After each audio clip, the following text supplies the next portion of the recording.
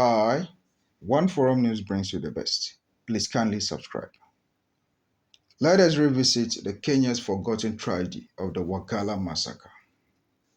The sad incident of the Wagalla Massacre was the killing of ethnic Somalis by the Kenya Army on 10th February 1984 in Wajir County, Kenya. It was reported that the government troops were ordered to stop clan violence in that area, and they did so by first detaining some over 5,000 locals at an airstrip.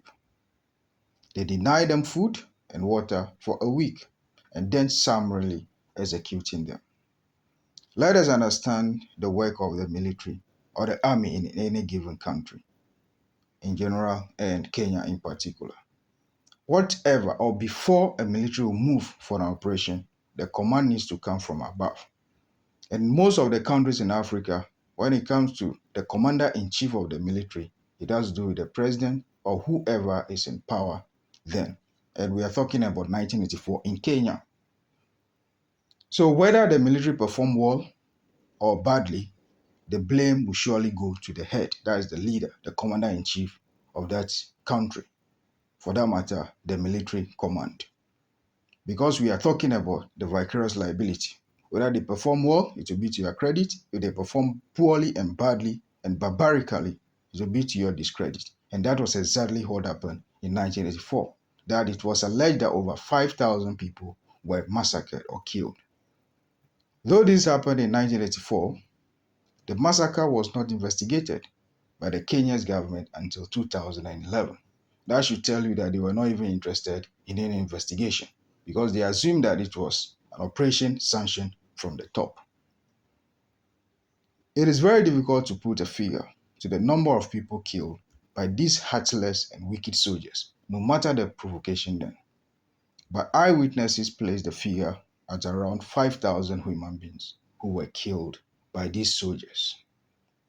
And they were killed by national soldiers, not rebels from anywhere. We are talking about the Kenyan Defense Forces, not rebels undertaking any ethnic cleansing.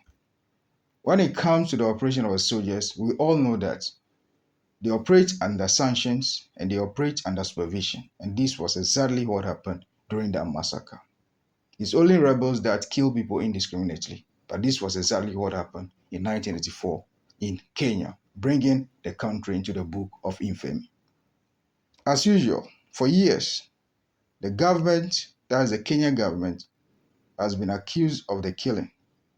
But they also insisted that it was only 57 people who were killed during that drive-by the security forces against Shinta bandits. Now they decide to blame or put the blame on the bandits, which is something that any government can do. This is highly ridiculous. The changing of the figures on the number of deaths continued for many years until October 2000. Something that happened since 1984, it was until 2000 that the government publicly acknowledged wrongdoing on the part of its security forces and increased the number of the victims to 380.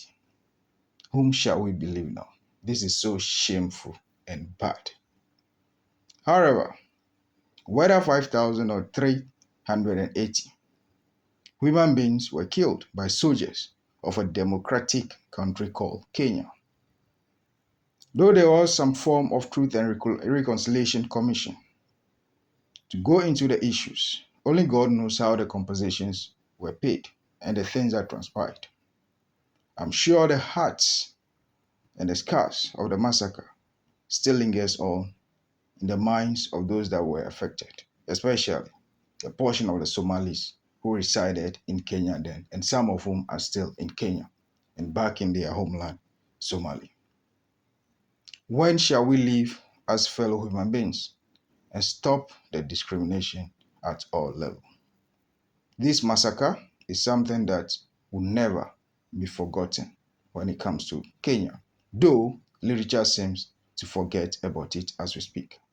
But this is a very heinous crime that the victims have to be compensated, and those that were leaders or perpetrators of this heinous crime have to be brought to serious and comprehensive book and punishment. Please kindly subscribe to this channel, One Forum News, for the best analysis on politics, crime, security, and historical facts. Kindly like and comment. Thank you.